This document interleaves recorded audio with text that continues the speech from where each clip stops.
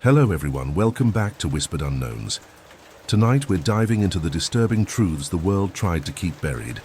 These aren't just stories, they're chilling realities whispered through time. If you're listening as you drift off to sleep, leave a comment below and tell me where you're watching from. And if you're enjoying these hidden horrors, don't forget to like, subscribe, and turn on notifications so you never miss what lurks beneath the surface. Mysteries and manhunts. Echoes of Ravenwood. The first sign of trouble in Ravenwood was the murmurs. Clara Bennett heard them late at night, a faint hum like distant voices outside her window, too vague to discern. Peering out, she saw nothing but an empty street. The next morning, the neighbor's daughter, Lily, vanished her breakfast untouched on the kitchen counter. That brought the tally to 12 disappearances in Ravenwood over 4 years. Sheriff Tom Ellis, weary and sleepless, added Lily's photo to a map in the station's storage room. 12 faces, each tied with blue string to a spot within 4 miles of the town's central fountain, formed a chilling spiral originating from the derelict lumber mill on the outskirts. Mayor Harper confided in Tom, his voice trembling over a tea mug. "I had the dream again, the one I had before the Carter girl went missing, that humming from the forest. I arrived in Ravenwood as a curious writer, drawn by the string of vanishings.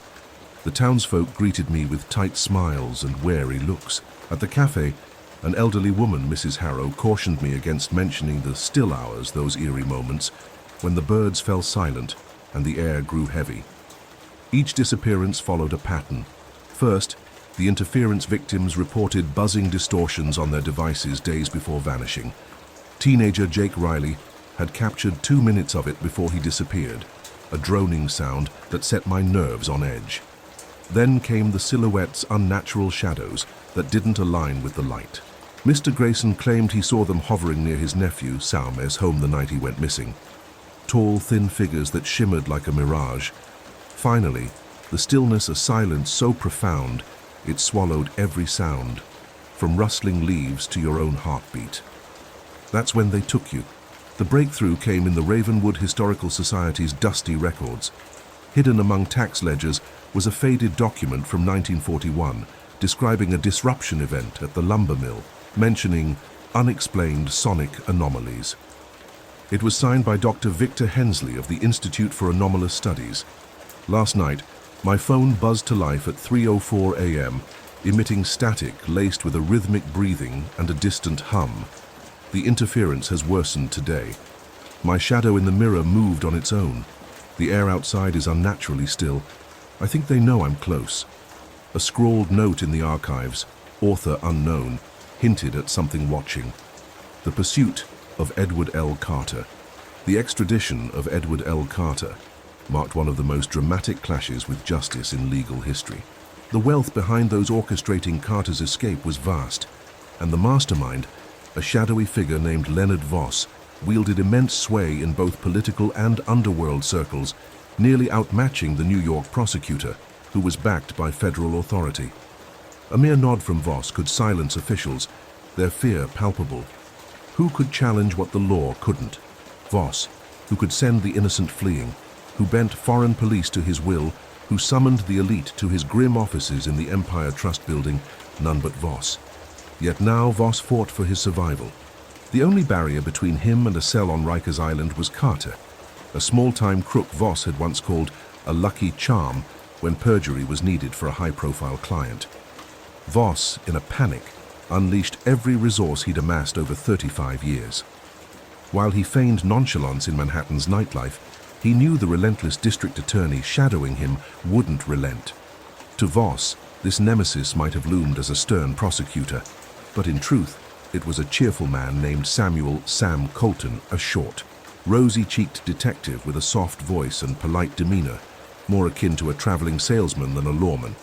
Yet Sam was the one who tracked Carter to the Mexican border, holding firm against Voss's network of corrupt cops, bribed judges, and a posse of thugs posing as lawmen.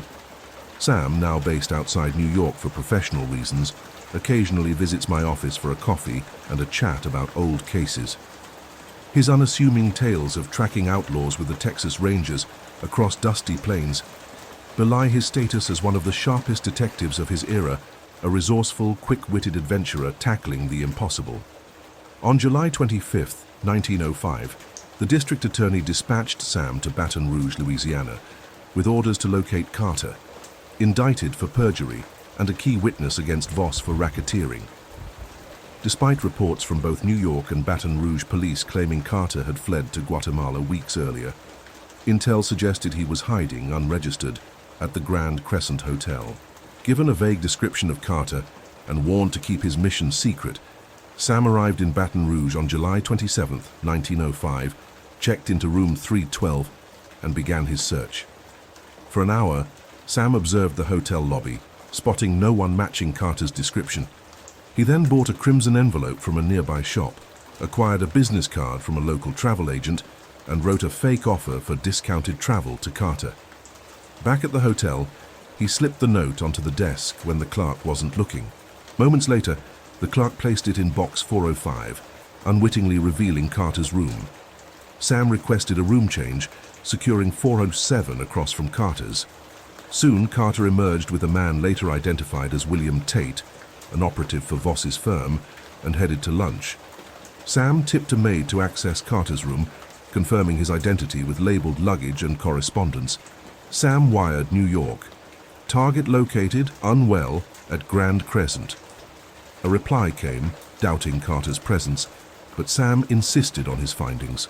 He maintained surveillance for nearly 9 months. The next day, Carter and Tate checked out, booking a train on the Gulf Coast Express to Mexico via Laredo, Texas.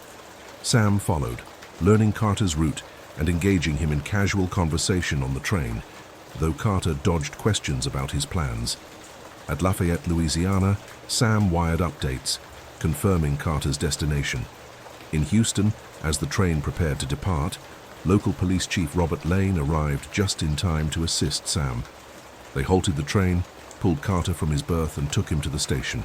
Carter admitted his identity, but swore he'd never returned to New York.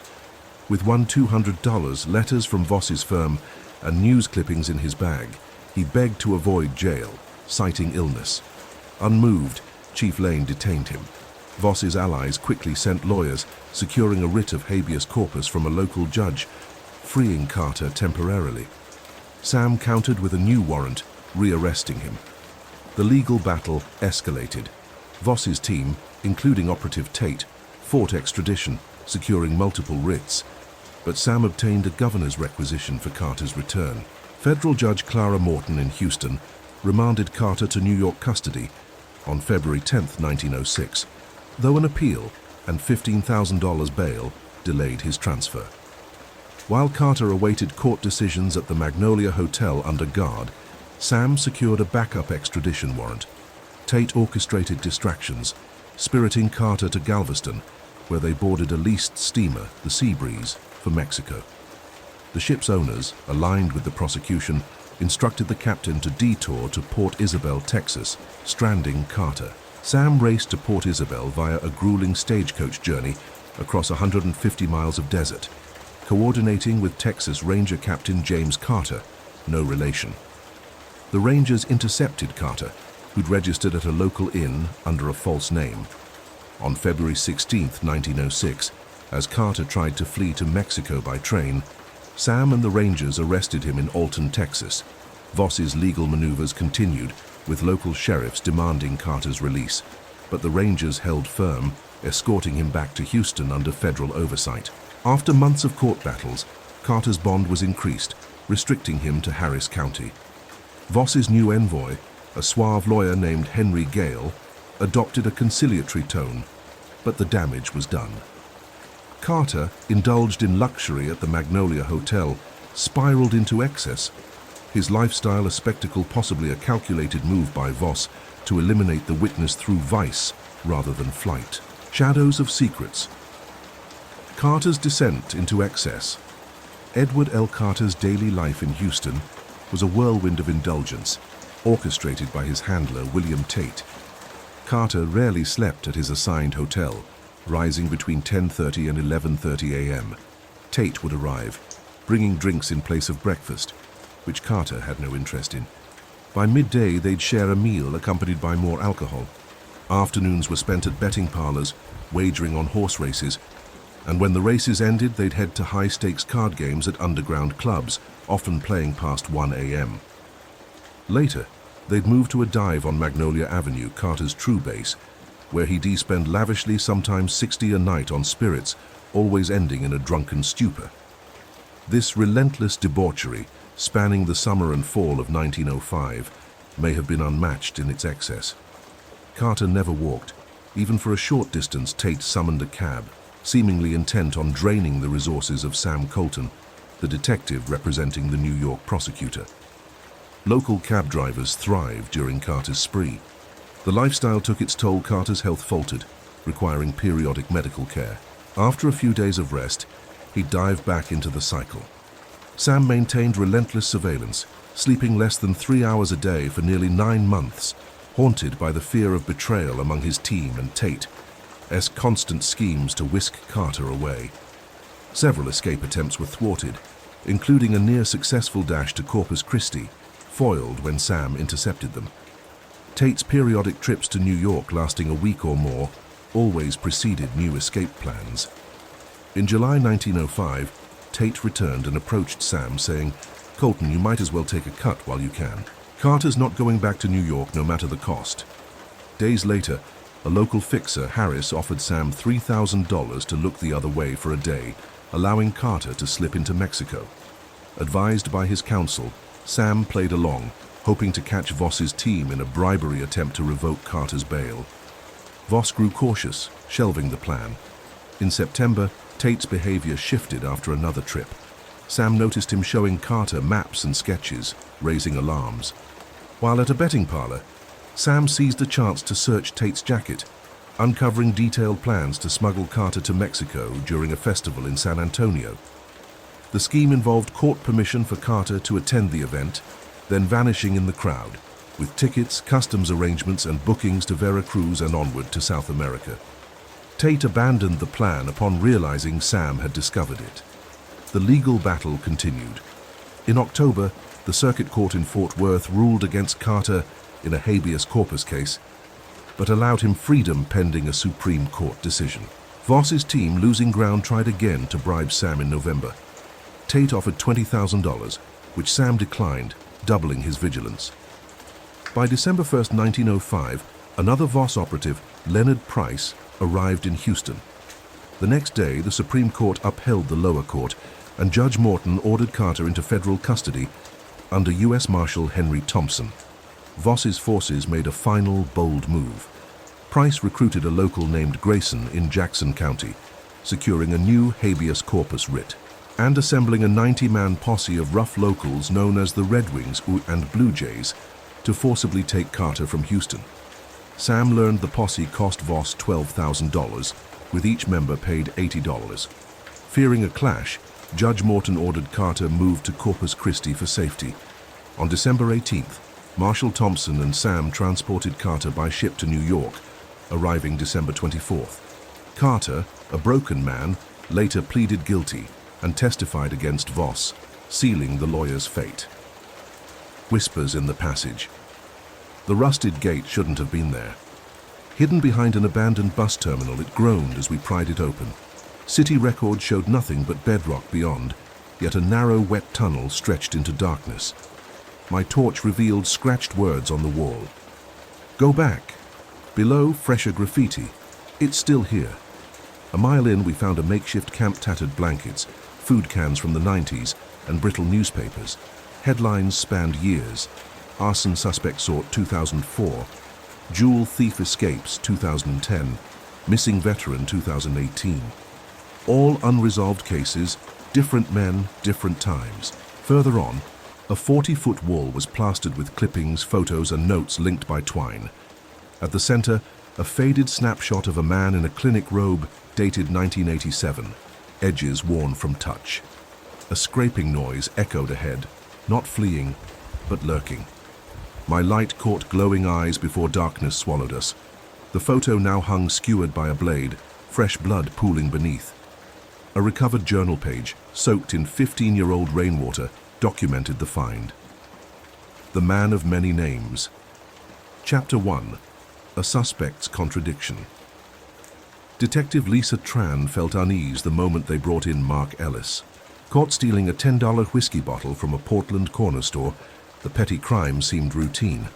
But when Tran ran his prints, the system flagged him as 7 different people.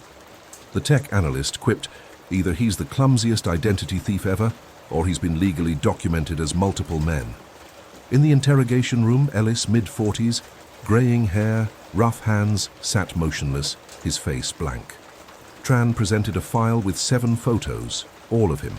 Mark Ellis, Paul Carter, James Holt, Victor Lane, Ethan Marsh, Leo Ivanov, Simon Reed. Different origins, all verified. "Who are you really?" Tran asked. He smirked. "Depends on who wants to know." Chapter 2. A trail that vanished. Each identity held up Mark Ellis had a credit history and a gym membership in Portland for 4 years. Paul Carter died in a fire in Spain in 2009. James Holt, a Canadian, had entered the US 2 weeks prior. Leo Ivanov was on a Europol watch list surfacing in war zones under aliases. None were the real him, yet all were legitimate. Chapter 3. A hidden truth. A worn photo in Ellis' wallet, a woman and a boy outside a Nebraska diner, cracked his facade. "Where'd you find that?" he whispered. On the back, a note, "Keep us hidden." That night, he confessed. His true name was Michael Grant, a data engineer for a defense contractor in 2004. He'd uncovered Project Enigma, a covert operation to erase identities entirely. When he tried to leak it, his family disappeared, no records, no trace. He'd been running since, mastering the art of becoming others. Chapter 4. Gone without a trace. The next day, Tran found Ellis's cell empty, no signs of escape. Just a note. "You'll know when to find me," and a key taped to the photo. A year later, a postcard arrived with a photo of the Nebraska diner. Tran visited, using the key to unlock a hidden box beneath the counter. Inside, a drive listed every name Project Enigma had erased, including Grant's son, still alive, still hiding. The coded diary. On a drizzly Monday, a worn journal appeared at Oak Ridge Library, wedged between a faded novel and a 1960s recipe book. Librarian Evelyn Hart, retired, almost overlooked it. Its cover bore no title, only cryptic etchings. Inside, pages brimmed with the cipher numbers, musical notes, and arcane symbols. The final page held a scrawled message. "If you're reading this, they never found me." Evelyn, a puzzle enthusiast, spent days decoding it using her father's old cryptography guides. It was a Polybius cipher with a musical twist, penned by Professor Henry Gale, a historian who vanished in 1984 after a lecture on Oak Ridge's elite families. His entries grew frantic. March 15, 1984. The Ashford Ledger reveals 3 bodies in the church crypt. The builder's report mentions chalk paste, but the stains lingered on his gloves. April 2, 1984. Photos in the manor's cellar. The kids didn't flee. Their parents were compensated. The rest dissolved into chaotic marks. Between 1940 and 1942, 3 children from poor families vanished in Oak Ridge, labeled runaways with no follow-up. Each family soon received unexplained wealth, tied to the Ashford family and their crumbling Willow Chapel. Evelyn visited the condemned chapel at twilight, finding cracked murals of eyeless saints and a suspiciously new floor patch by the pulpit. It sounded hollow when tapped. Dates on the wall: 1940, 1941, 1942. Each had a rusted hook. One held faded green cloth. The journal listed Mary Ellis, 11, last seen with a green scarf by the lake. Ben Holt, 10, last seen near the bakery. Clara Vine, 13, last seen heading to school. A final note. The Ashfords keep their promises. A creak behind her revealed a polished shoe in her flashlight's beam. The air turned musty. Evelyn realized Gale S. cipher wasn't E.T. to conceal the truth it was, to guide the determined to it. Days later, Willow Chapel collapsed. Debris yielded a metal box with 3 silver coins dated 1940-1942. Evelyn left town that day, donating her books, including the journal, to the library. A new entry in an unknown hand read, "The stones hear everything." The vanishing financier. When Robert Lane disappeared, His secretary found 3 items on his desk: a lukewarm coffee, an open ledger with Project Enigma last payment underlined in blue, and an antique pocket watch stuck at 3:14. Security footage showed the 56-year-old banking executive entering his 45th floor office in Chicago at 8:52 a.m. He never exited. Part 1. Phantom Transactions. Auditor Maya Ruiz had tracked fraud at Lane Enterprises for 7 months. She uncovered $1.8 billion funneled through ghost accounts, Luxembourg to Bermuda to numbered accounts, then gone. The night before Lane vanished, Maya traced the transfers to coordinates: 34.0522 degrees N, 106.2437 W, a desolate spot in Nevada. Part 2. The Desert Hub. The coordinates led to an abandoned shack, its basement filled with 1980s tech. Glowing screens displayed awaiting final clearance. A photo showed Lane with 3 men in unmarked uniforms, unrecognized by military databases. A matching ledger sat beside a rotary phone, its receiver off. Maya lifted it, hearing a robotic voice. Account 009 initiated. Enigma sequence finalized. The line cut. Part 3. The ticking anomaly. The pocket watch baffled forensics. Its casing stayed warm, even in cold storage. Scans revealed advanced microchips inside, beyond current tech. Near the shack's computers, the watch's hands spun counterclockwise, twins of time and treachery. The financier's final ledger. The watchmaker's insignia traced back to a non-existent Geneva firm, but the serial number linked to a timepiece lost in 1954 by a financier who disappeared during the European Recovery Program. Maya Ruiz followed the last Enigma transfer to a vault in Zurich. Inside Box 92, she found bearer bonds from 1949, a USB drive with schematics for a chronal stabilization device, and a note in Robert Lane's handwriting. They swore it would function, that I could rewrite the past, but the ledgers must balance. For every sum shifted forward, someone must vanish. The bonds were dated the day prior. 3 Chicago financiers had gone missing in 1980. Officially, Lane was declared a fugitive, and the Nevada shack burned down under mysterious circumstances, closing the case. Yet late at night, Maya's office phone would ring silence save for a watch ticking.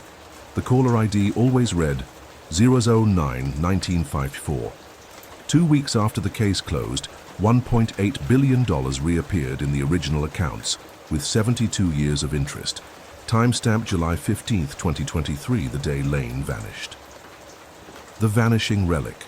At 3:14 a.m., a metallic, earthy scent like a freshly unearthed grave filled the climate-controlled halls of the Ashbourne Museum of History. By the time guards reached the Mesopotamian wing, the odor was unmistakable. The gilded tablet of King Ardashir, a 1,500-pound artifact, had disappeared. No shattered cases, no tripped alarms, no laser grid breaches. 2 clues remained: a perfect ring of silt where the tablet stood, and a cuneiform symbol freshly etched into the base, meaning eternal return. Part 1. The unfathomable theft. Interpol agent Marcus Vane arrived to a museum in disarray. The theft defied logic. The tablet's weight made removal implausible, and the only exit, a freight lift, had a 400-pound limit. Thermal scans showed no activity in the wing overnight. A curator then discovered residue in the silt ring grey ash, carbon dated to 2,500 years ago, matching Ardashir's era. Under magnification, the ash revealed molecular patterns unknown to science, as if something had been unwoven, a lab tech murmured. Part 2. The Archivist's Warning. Dr. Layla Hassan, the museum's Mesopotamian expert, had opposed displaying the tablet, citing 3 formal objections. Her note suggested Ardashir was a mystic who bridged realms. In her office, Vane found a 1926 dig photo showing the tablet unearthed, though records claimed it was untouched. A journal entry read, "The gold isn't natural, it's a shell. The terror lies within." A flight itinerary to Baghdad, dated the day before the theft, was on her desk. Her apartment was pristine, her dog's bowl full, her bed made, a clay amulet on the pillow matching the ash residue. Part 3. the hidden truth. The museum's head admitted the tablet's acquisition was illicit, taken in 1926 by an archaeologist who torched his team in the Zagros Mountains, his final message reading, "It stirs, ship or destroy." Behind a concealed panel in the head's office, Vane found dig logs. The tablet wasn't empty, knocking echoed from within during transport. Scans revealed no remains, just a dense humanoid mass. A sketch of the cuneiform symbol at the scene bore the caption, "Not a relic, a prison." Part 4. The enigmatic package. A week later, a parcel arrived at Interpol. Dr. Hassan's passport stamped leaving Baghdad the previous day. A 2,500-year-old clay shard with fresh blood matching the museum head. A 1926 security pass, and a child's sketch of the Mesopotamian wing. In it, the tablet was ajar, a shadowy figure holding a stick figure labeled Dr. H, while another labeled Ardashir escaped through a vent. The drawing was dated the next day. Epilogue. The Ashbourne reopened, but guards whisper of earthy smells in the Mesopotamian wing at night. Footage showing an unlogged visitor and faint tapping from a basalt statue. The cuneiform symbol evolves monthly, growing intricate, almost sentient. Recently, a curator spotted tiny carved figures beneath it moving toward the exit. A deadly plot. On September 25, 1901, Henry T. Morrow, an 85-year-old widower, died at the Elmwood Residences on 412 Park Avenue, New York City, around 7:45 p.m. He'd been unwell but was expected to recover. That evening, two elderly neighbors stopped by with pastries and tea, but the doorman's repeated buzzes went unanswered, and they left, disappointed. As the buzzer sounded, Thomas Reed, Morrow's trusted attendant, claims he waited in the next room while a chloroform-soaked cloth he placed over his sleeping master E.S. face took effect. Did Reed kill Morrow? If so, was it, as he alleges, at the behest of Edward Langley, a lawyer? These questions, now legally resolved in the affirmative, fueled debate for over 6 years. Morrow, a solitary man with no children, lived alone with Reed, who served as his secretary, valet, and sole companion. Few visited the apartment. Langley, a struggling New York attorney, had never met Morrow, but was hired in a lawsuit against him. Yet a will dated July 15, 1901, surfaced after Morrow's death, leaving Langley over $6 million, replacing a 1897 will favoring a charitable foundation. The 1901 will, along with 4 checks to Langley, 2 for $20,000, 1 for $50,000, and 1 for $120, Zoasero draining Morrow's accounts in order, accessing his $2 million in vault securities, and an assignment of his entire estate were later proven forgeries. Langley stood to gain everything, while Reed received nothing, making Langley's motive clear. However, his gain didn't prove murder. Morrow's death, natural or not, would benefit Langley equally. Reed's confession and autopsy experts provided the critical evidence. Reed, admitting to the killing, swore Langley instructed him to use chloroform, though Langley wasn't present. New York law required corroboration of an accomplice's testimony, which came from evidence of Langley's long conspiracy with Reed to steal Morrow's estate, supporting Reed's account and Langley's motive. Morrow didn't know Langley, only hearing of him as an attorney hired by a rival, Grayson, in a legal battle over Morrow's late wife's estate. Under Texas community property law, where Morrow once lived, she could bequeath $2 million of his assets if he was a resident there. Grayson hired Langley to prove Morrow's residency, a fact Morrow despised Langley for. Langley's involvement began 3 years prior, with the murder plot forming in August 1901. Posing as Mr. Carter, Langley first visited Morrow's apartment to gauge Reed's corruptibility, flattering him and suggesting he was undervalued. On a second visit, revealing his identity, Langley convinced Reed to forge a letter on Morrow's letterhead to his lawyers, stating he'd lost the Grayson lawsuit, affirmed his Texas residency, and wished to settle. Langley offered Reed $200, which he accepted. Learning Morrow lived isolated, managed his own affairs, and might live years despite his age, Langley saw an opportunity. The 1897 will left most of Morrow's wealth to the Morrow Foundation for Arts and Sciences, founded in 1892 with over $1 million already donated. In January 1900, while rifling through Morrow's papers, Langley and Reed found the 1897 will. Langley proposed a forged will, increasing relatives' shares to gain their support, splitting the estate with himself, and leaving a reduced sum for the foundation. Reed, initially hesitant, agreed, typing the document. The forged will retained the 1897 version to dissuade relatives from contesting it, as they'd gain less if it were overturned. Witnesses Robert Klein and James Foster, clerks at a bank Morrow used, were approached but refused.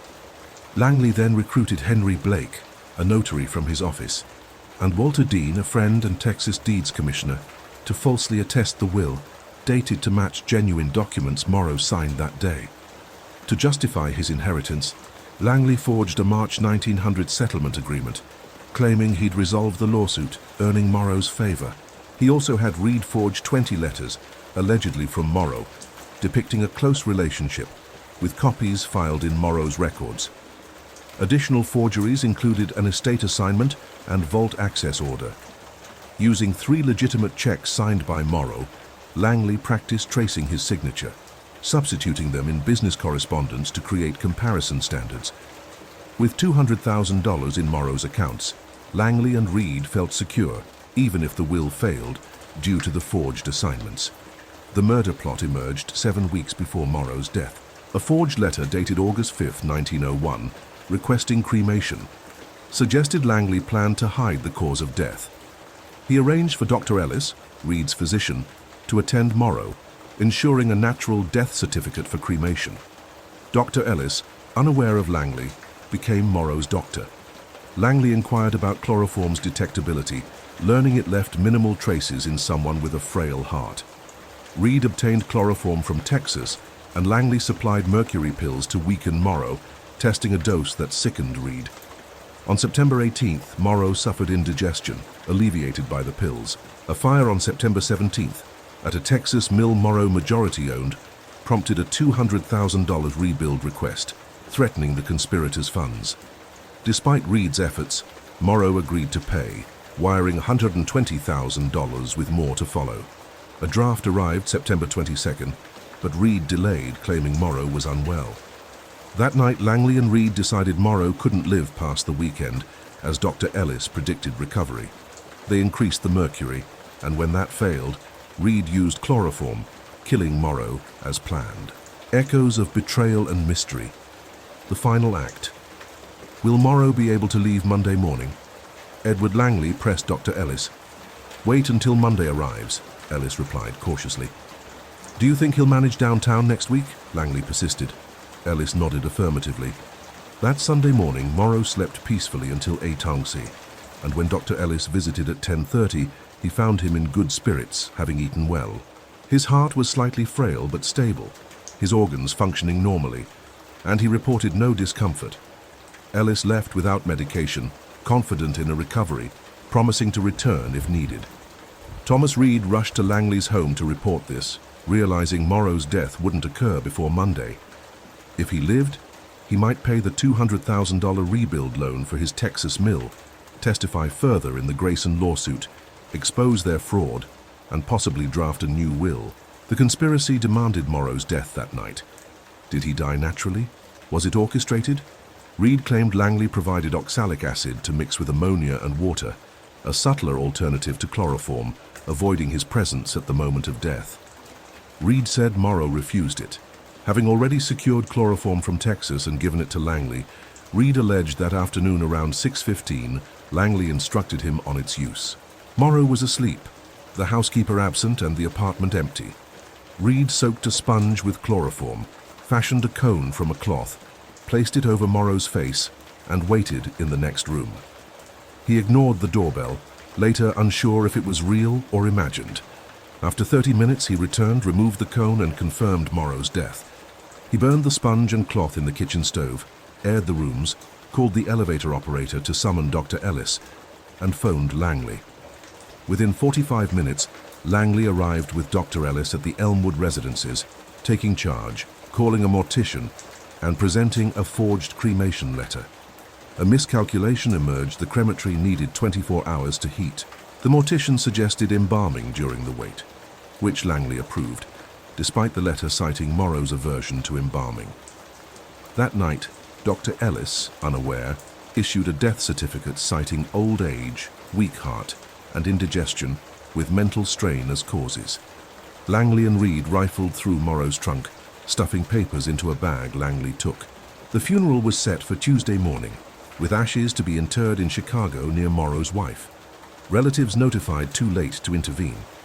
Langley had forged Morrow's name on blank checks from 2 banks, totaling $190,000 of his $200,000 deposits, one for $20,000 and $50,000 at Grayson A.S. Bank, and $20,000 and $100,000 at Union Trust, all to Langley, dated September 23rd, the day before death. A friend, Ellis, cashed the Union Trust $20,000 check Monday morning without issue. A mistake unraveled the plan. Reed, nervous, omitted the L from Langley's name on the $20,000 Grayson check, writing Edward Tatrick. Langley missed this and sent it for certification. The bank clerk, recognizing Reed's handwriting and suspecting the signature, consulted a colleague who compared it to genuine samples but returned it, citing an endorsement flaw. Langley added an endorsement, instructing Reed to confirm the check's validity if asked.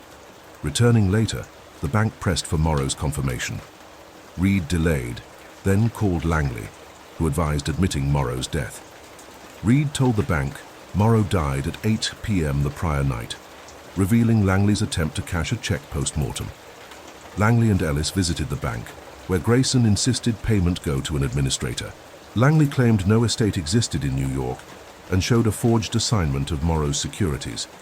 He invited Grayson to the funeral, but failed to access the vault securities with forged orders, as banks refused. By 2 p.m., Reed, at Langley's direction, notified relatives, sending odd telegrams. Mr. Morrow died 8 last night under physician's care. Certificate, old age, frail heart, delirium. Burial in Chicago with wife. Funeral 10 a.m. tomorrow at 412 Park Avenue. This omitted cremation, possibly to deter suspicion, suggesting relatives might race to Chicago, where Reed could present the cremation letter and ashes. Instead, they wired back, "Preserve remains until we arrive Thursday morning, leaving tonight." A local ally, James Carter, was tasked with maintaining the scene. Grayson's attorneys alerted police and the district attorney. That night, around 11, a detective posing as a lawyer's aide interviewed Langley, who mentioned an assignment and a will, hinting at control without details to avoid suspicion. 4 detectives visited the apartment, prompting Langley to destroy papers at his office, clogging the toilet and alerting the janitor. At 2 a.m., he cancelled the cremation, visited allies and returned at 8 to find detectives guarding the body. He tried winning over witnesses, telling the elevator operator and a clerk of legacies, and at the funeral, assured a nephew and 2 women of inheritances, if uncontested. Forged signatures and assignments were later proven identical when bisected, impossible with genuine ones. Detectives arrested Langley, inviting Ellis along, claiming he could explain any suspicions unprompted by police. At the apartment, Langley warned the housekeeper of poisoning suspicion, urging silence, while Reed promised her a will mention. The coroner ordered an autopsy, performed Tuesday by Dr. Hayes and Dr. Foster, with chemist Dr. Larson present. They found normal organs except congested lungs, attributing death to a gaseous irritant like chloroform, not embalming fluid, which contained no mercury. Mercury traces suggested prior dosing, insufficient alone to kill. Thursday, relatives arrived, and Langley showed the cremation letter. Taking a neutral stance, cremation proceeded. He gave them the 1901 will and 1897 original, surrendering checks after discussion, claiming indifference to which was probated, and offering $3 to $5 million for the foundation. By October 5th, with evidence mounting, Langley and Reed were arrested for forgery, held on $8,000 bail each, unfurnished. On October 21st, Reed's lawyer pressed for truth. Reed confessed the chloroform murder, but spared Langley, who encouraged suicide. Reed attempted it October 26th, with a knife Langley provided, failed and was hospitalized until November 12th, then gave a consistent statement aligning with evidence. Did Langley conspire with Reed? Evidence suggests murder via chloroform, supported by lung congestion and Reed's access. Langley's motive tied to the $200,000 and fraud exposure. The forged cremation letter implied intent to hide the cause. Langley's defense hinged on lacking corroboration, arguing embalming caused congestion, but the case's drama outweighed technical weaknesses. His silence and refusal to let his lawyer testify fueled public belief in his guilt. In 1907, New York's governor commuted Langley's death sentence to life, ending an extraordinary legal battle. He aided a fellow inmate's reprieve, vanishing into obscurity. Whispers of the past and a tale of loyalty. The haunting call. The payphone at the edge of Crestwood had been out of service for decades, its glass scratched, the cord hanging limp, and the directory faded to a brittle yellow. Local law pegged its disconnection to 1999. The buttons corroded and stuck. Yet every Wednesday at 3:30 a.m. it rang. Clara Hensley, the overnight clerk at the diner across the road, first noticed it, a piercing ring slicing through the stillness, the booth's dim light flickering on. When she answered once, she hung up after 2 seconds, pale and silent, refusing to share what she heard. Curious teens soon made it a ritual, daring each other to answer. They'd return trembling, some in tears, none willing to repeat the words. The pattern never wavered. 7 rings, a receiver cold as ice, a woman's voice layered, as if many spoke at once, asking, "Can you tell me where I left my purse?" Then an old-fashioned dial tone buzzed, not the modern beep. I answered last week. The air turned frigid as I gripped the receiver, my breath visible despite the mild night. The voice was sharp, unnervingly harmonious. "Can you tell me where I left my purse?" Then the line died with a faint gasp. At the library, I dug through old records. On August 9, 1998, Evelyn Hart vanished from that booth, last seen searching for her purse, asking strangers for help. She'd called her sister, frantic, saying, "I think I'm lost," before the line cut. Her car was found days later, 40 feet away, her purse inside on the passenger seat. The phone's ringing again tonight. I might answer once more, maybe I'll tell her where her purse is. Note found in the booth's directory, dated the day after the writer vanished. A tale of devotion and deception. In the village of Monteva, in Italy's Verano province, lived a widow, Maria Bellini, with her sons Luca and Matteo. The brothers adored their mother and each other, dreaming of earning enough to let her rest in her later years. Maria rose before dawn, cooking and tending the home while they worked the fields, but age and illness soon confined her to bed. Unable to cook or greet them at day's end, she lay waiting, her warmth replaced by frailty. Hard times struck as taxes rose. Villagers left Monteva in droves, some seeking work elsewhere in Italy, most boarding steamships to America, where jobs were plentiful. Luca and Matteo watched their friends leave, longing to join but unwilling to abandon Maria. A year later, returnees flaunted fine clothes and tales of America's riches, earning 12 lire daily with freedom. "To liberty!" they cheered at the tavern, urging others to drink to the new world. The brothers listened, envious. One evening, Luca, the elder by 4 years, took Matteo aside. "I must go to America," he said. "We need money for Mother's comfort. If we wait until she's gone, it'll be too late. Stay with her, and when I've settled, you can bring her over." Matteo, though heartbroken, agreed, knowing Luca's word was final. Maria wept, fearing she'd never see Luca again, but eventually gave her blessing, comforted by the promise of a reunion. Matteo now cared for Maria alone, rising at dawn to cook, clean, and ensure her comfort before heading to the fields. Months passed without word from Luca, a year, then 2. Matteo reassured Maria, but dread grew. Maria's health worsened, forcing Matteo to hire a nurse, stretching their meager funds. Thin and weary, Matteo's love for Sofia Conti, his childhood sweetheart, became his solace, though marriage seemed impossible on his scant earnings of 2 lire daily. They spoke often, hoping for Luca's return or better times, but Sofia, now 26, and Matteo, 31, feared their chance had passed.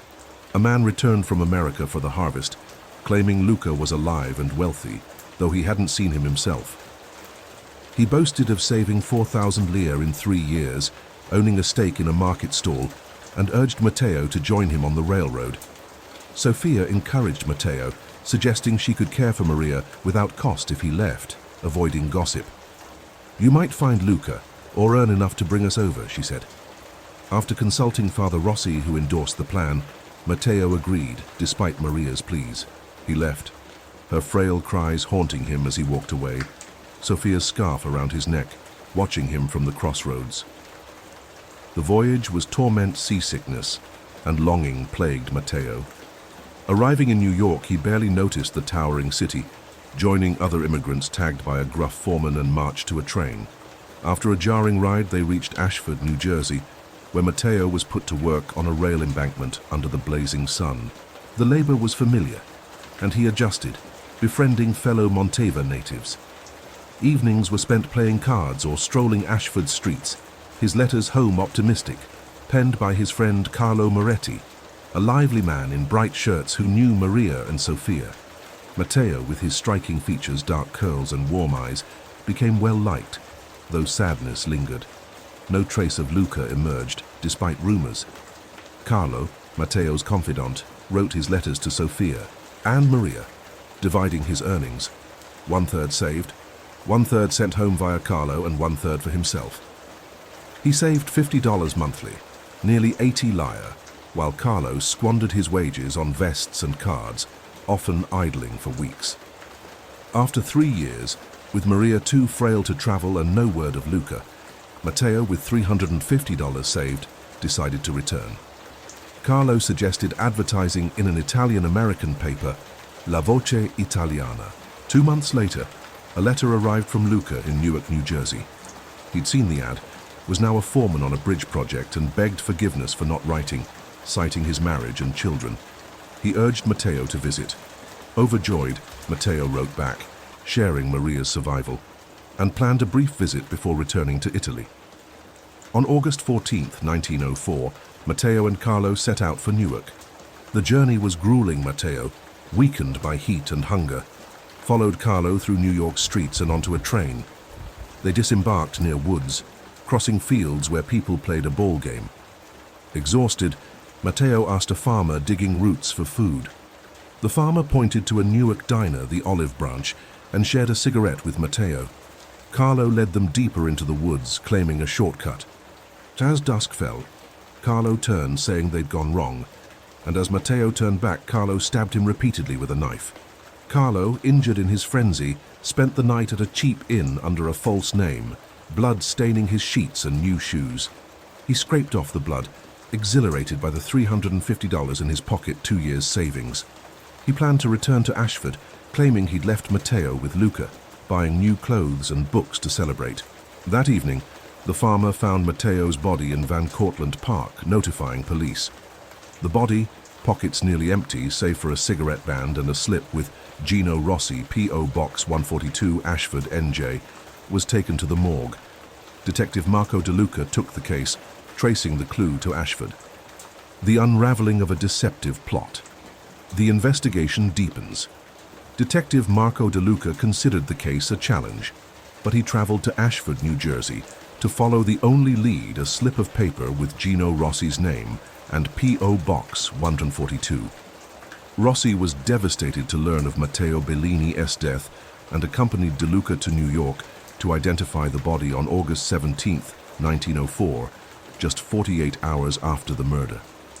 Rossi confirmed Matteo had left Ashford with Carlo Moretti on August 14th. Meanwhile, Carlo, unaware of the closing net, lounged in a tavern, reading a romance novel and sipping wine. New York, 65 miles away, seemed a safe distance, but on Monday morning, as he strolled near the train station, a stocky man with a scarred face and piercing eyes approached. Carlo felt uneasy, but stood his ground, confident no one had witnessed his crime in the woods. He met De Luca's stare. "Are you Carlo Moretti?" De Luca asked, stepping close. "Yes, I am Carlo Moretti," he replied boldly.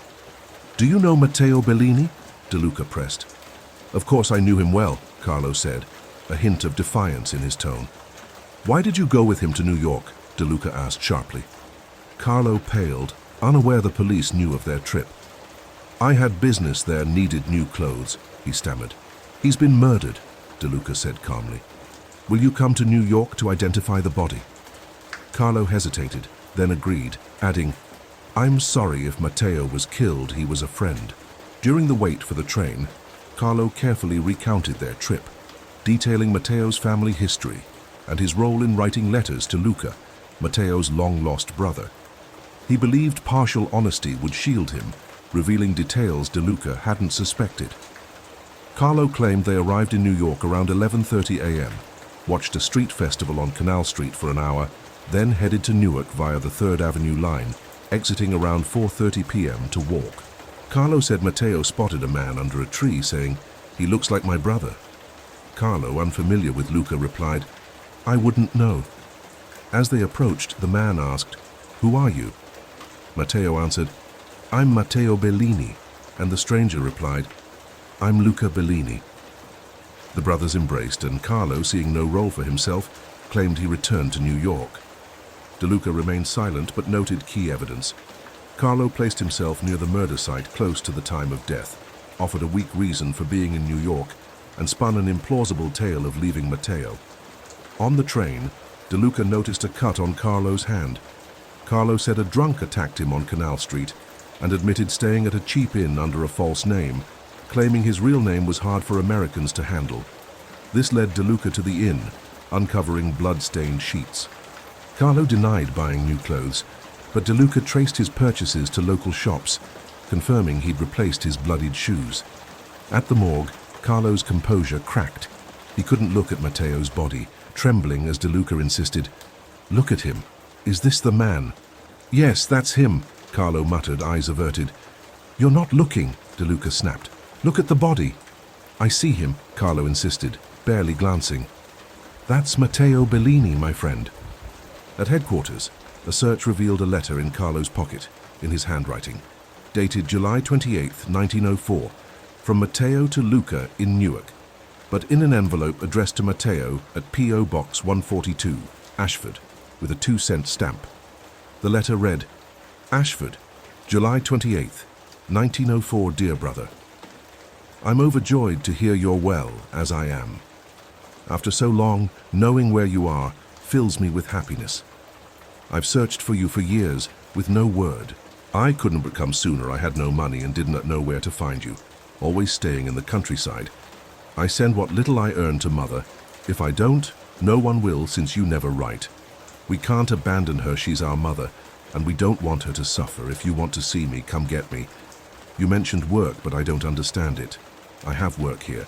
Let me know if I can join you, or better, come for me. Please don't forget our mother. I can't earn enough for her alone. Tell me about your children. I'd love to know their names and send them my affection. Regards to your wife and family. Please write.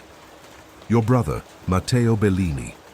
When asked for Luca's address, Carlo vaguely said 750 Newark, unable to clarify if it was a street or postbox, exposing his fabrication. Carlo had invented Luca's existence, forging letters to lure Matteo to his death for his savings. The cuts on Carlo's hand and knee matched the 34 wounds on Matteo's body, and the farmer identified Carlo as Matteo's companion that day.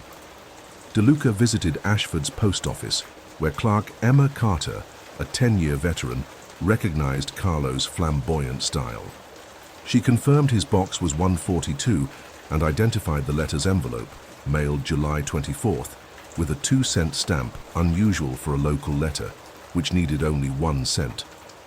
Carlo had insisted on the stamp, and Emma cancelled it, noting the oddity. This proved Carlo mailed the fake letters himself. The trap and confession. Carlo was detained as a witness, a tactic to keep him unaware of his suspect status. The case, built on circumstantial evidence, risked jury doubt. Inspector Dante Rossi devised a plan. Detective Enzo Bianchi posed as a fellow prisoner, Vito Morelli, at the detention house from September 6th to 11th, 1904. Bianchi befriended Carlo, playing cards and reading news, noting his handwriting. The plan succeeded. After Carlo's transfer to jail and indictment, he sent Bianchi letters. The first, on September 20th, updated his location, and asked about another inmate. The second, dated October 15, 1904, pleaded, "New York, October 15, 1904, dear Vito. I write hoping not to burden you.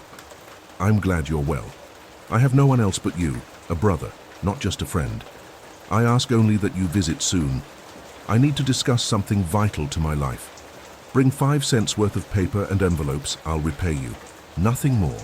Your servant and true friend, Carlo." The third letter, October 28, 1904, proposed an alibi. "New York, October 28, 1904, dear friend, I was so glad to hear from you. I trust you won't betray me. It's a matter of life and death. Keep this between us. If called, act surprised.